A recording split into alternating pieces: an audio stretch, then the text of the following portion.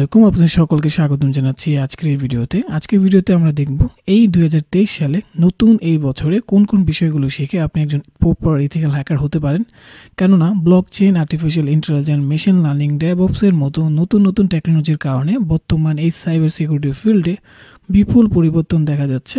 তো এই জন্য আপনি একজন প্রপার ইথিক্যাল হ্যাকার হতে গেলে কোন কোন বিষয়গুলো আপনার শিখতে হবে, আজকের ভিডিওতে সেই বিষয়গুলো শেয়ার করব।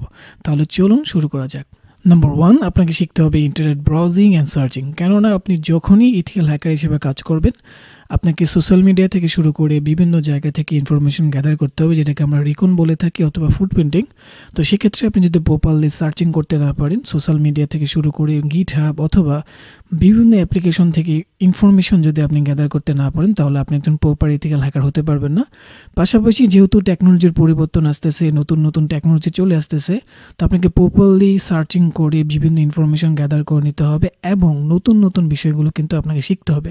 সেক্ষেত্রে আপনার হচ্ছে ডিএনএস লুকআপ, তারপরে সুডান, তারপরে হচ্ছে আপনার গুগল ডর্কিংয়ের মতো যত বেসিক কমান্ডগুলো আছে এগুলো আপনার শিখতে হবে, এবং কিভাবে হচ্ছে ইন্টারনেট ব্রাউজিং করা যায় অথবা কিভাবে নতুন নতুন জিনিস আপনি গুগল থেকে খুঁজে বের করতে পারেন অথবা অন্য কোনো সার্চ ইঞ্জিন থেকে কিভাবে নতুন বিষয়গুলো খুঁজে খুঁজে বের করতে পারেন, এই বিষয়গুলো আপনাকে প্রথমেই শিখতে হবে, যেটা একেবারে basic need as a ethical hacker.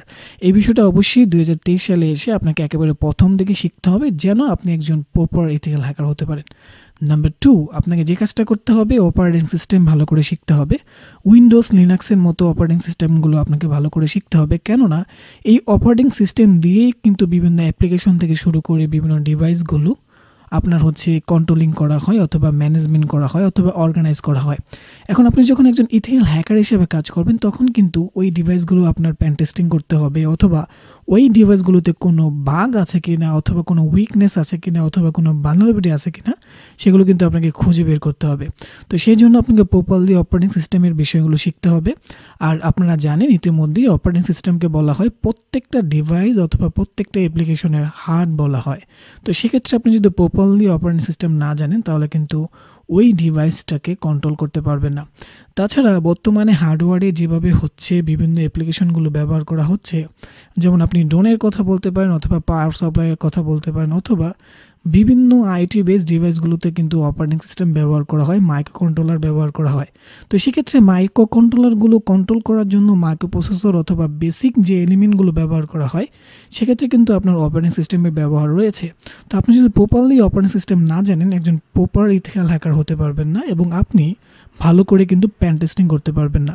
সেজন্য আপনাকে অপারেটিং সিস্টেমের বিষয়গুলো জানতে হবে, অপারেটিং সিস্টেমের বেসিক কনফিগারেশন জানতে হবে, আর্কিটেকচার জানতে হবে এবং অপারেটিং সিস্টেমের যে কমান্ডগুলো আছে সেগুলো কিন্তু আপনাকে শিখতে হবে। 3, আপনাকে নেটওয়ার্কিং জানতে হবে, এবং এই নেটওয়ার্কিং ছাড়া কিন্তু আপনি প্রপারলি ইথিক্যাল হ্যাকিংয়ের কাজগুলো করতে পারবেন না। কেননা আইওটি, ওয়েব3, এনএফটির মতো যত টেকনোলজি রয়েছে এবং এই টেকনোলজির যত অ্যাপ্লিকেশন রয়েছে, প্রত্যেকটা অ্যাপ্লিকেশন কিন্তু নেটওয়ার্কিংয়ের থ্রু দিয়ে কানেক্টেড হবে। তো সেক্ষেত্রে এই ডিভাইসগুলো কিভাবে কানেক্টেড হচ্ছে, কিভাবে এই ডিভাইসগুলো কাজ করছে, সেই বিষয়গুলো যদি আপনি ভালো করে না জানেন, তাহলে কিন্তু আপনি প্রপারলি এই ডিভাইসগুলোকে আপনি হচ্ছে প্যান টেস্টিং করতে পারবেন না। সেই জন্য আপনাকে খুবই ভালো করে নেটওয়ার্কিং জানতে হবে, আপনাকে জানতে হবে কিভাবে ওয়াইফাই মডেল কাজ করে, আপনাকে জানতে হবে কিভাবে বিভিন্ন প্রোটোকলস যেমন এফটিপি প্রোটোকল, এসএসএস প্রোটোকল অথবা আরও যত প্রোটোকল আছে, এই প্রোটোকলসগুলো কিভাবে কাজ করে সেই বিষয়গুলো আপনাকে ভালো করে জানতে হবে। আপনাকে জানতে হবে সার্ভারের কনফিগারেশন, আপনাকে জানতে হবে আইপি অ্যাড্রেস থেকে শুরু করে বিভিন্ন নেটওয়ার্কিং ডিভাইস যেমন সুইচ, হাব থেকে শুরু করে আরও যত নেটওয়ার্কিং ডিভাইস আছে, এই নেটওয়ার্কিং ডিভাইসগুলো কিভাবে কাজ করছে, অর্থাৎ প্রত্যেকটা নেটওয়ার্কিং ডিভাইসের আপনার ওয়ার্কিং প্রিন্সিপাল ভালো করে জানতে হবে। নাম্বার 4, আপনাকে জানতে হবে ক্রিপ্টোগ্রাফি, স্টেকনোগ্রাফি, বেসিক ডিজিটাল ফরেনসিক্স। এখন অনেকেই বলতে পারেন যে ইথিক্যাল হ্যাকিংয়ে এসে আমি কেন ক্রিপ্টোগ্রাফি শিখবো, আমি কেন স্টেকনোগ্রাফি শিখবো। ওকে, এই বিষয়টা খুবই ভালো করে বুঝতে পারবেন, কারণ হচ্ছে আপনাকে আমরা প্রথম দিকেই বলেছিলাম যে ব্লকচেইনের মতো নতুন নতুন যত টেকনোলজি আসতেছে, প্রতিটা টেকনোলজি কিন্তু ক্রিপ্টোগ্রাফি ছাড়া সিকিউর করা যাবে না। তো সেক্ষেত্রে আপনি যদি প্রপারলি ক্রিপ্টোগ্রাফির বিষয়গুলো না জানেন, তাহলে কিন্তু প্যান টেস্টিং করতে পারবেন না। এই জন্য আপনাকে ভালো করে ক্রিপ্টোগ্রাফি জানতে হবে।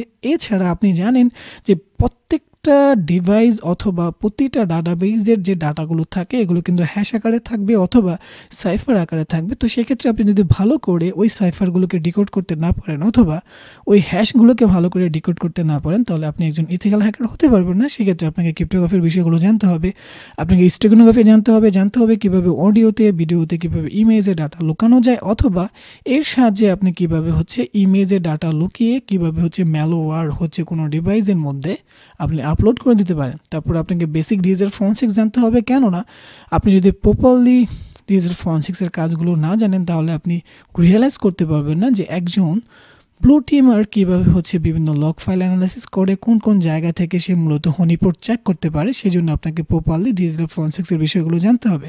নাম্বার 5, আপনাকে শিখতে হবে ওয়েব কোডিং সিনট্যাক্স, আপনাকে শিখতে হবে ওয়েব সার্ভারের ওয়ার্কিং প্রিন্সিপাল।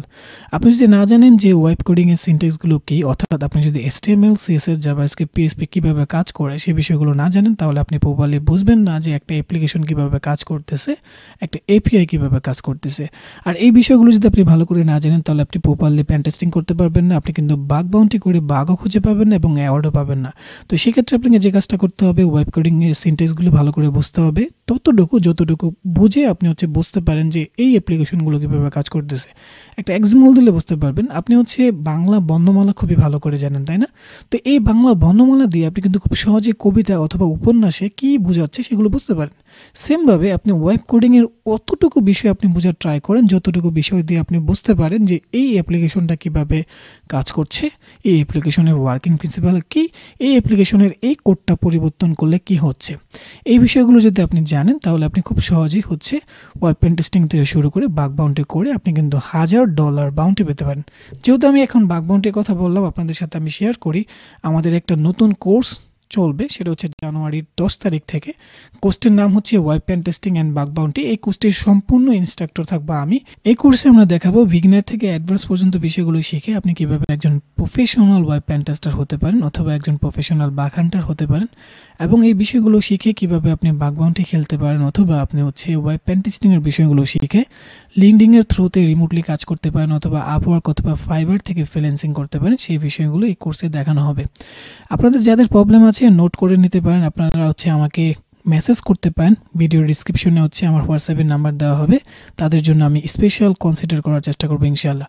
নাম্বার 6, আপনাকে প্রোগ্রামিং খুবই ভালোভাবে শিখতে হবে। আপনাকে অনেকেই বলবে যে প্রোগ্রামিং ছাড়া ইথিক্যাল হ্যাকার হওয়া যায়, তো সেক্ষেত্রে আপনার লিমিটেশন চলে আসবে। আপনি দেখবেন যে আপনার যখনই বিভিন্ন স্ক্রিপ্টের মতো কাজ আসতেছে অথবা যখনই টুলসের বাইরে কাজ আসবে তখন আপনি পারবেন না। তো সেক্ষেত্রে আপনাকে প্রোগ্রামিংটা ভালো করে জানতে হবে, বিশেষ করে আপনাকে পাইথন জানতে হবে, কারণ AI ML এ পাইথনের ব্যবহার আছে এবং আপনি যখন বিভিন্ন ওয়েব অ্যাপ্লিকেশন নিয়ে কাজ করবেন জ্যাঙ্গো ফ্লাক্সের মতো পাইথনের ব্যবহার আছে। তো সেক্ষেত্রে আপনাকে পাইথন ভালো করে জানতে হবে। আর এর আগে আমরা বলেছিলাম যে বিভিন্ন হার্ডওয়্যারে বিভিন্ন অ্যাপ্লিকেশন ব্যবহার করা হবে। তো সেক্ষেত্রে আপনি যদি পাইথন ভালো করে জানেন তাহলে আপনি কিন্তু খুব সহজেই স্ক্রিপ্ট লিখে সকেট প্রোগ্রামিংয়ের সাহায্যে খুবই সহজে বিভিন্ন ডিভাইসগুলোকে কন্ট্রোল করতে পারবেন। তো সেই জন্য অ্যাটলিস্ট পাইথনটা ভালো করে শেখার ট্রাই করবেন, এবং আমাদের ইউটিউব চ্যানেলে কিন্তু পাইথন ফর ইথিক্যাল হ্যাকিংয়ের একটা সিরিজ আছে, আপনি সেই সিরিজটা ফলো করতে পারেন।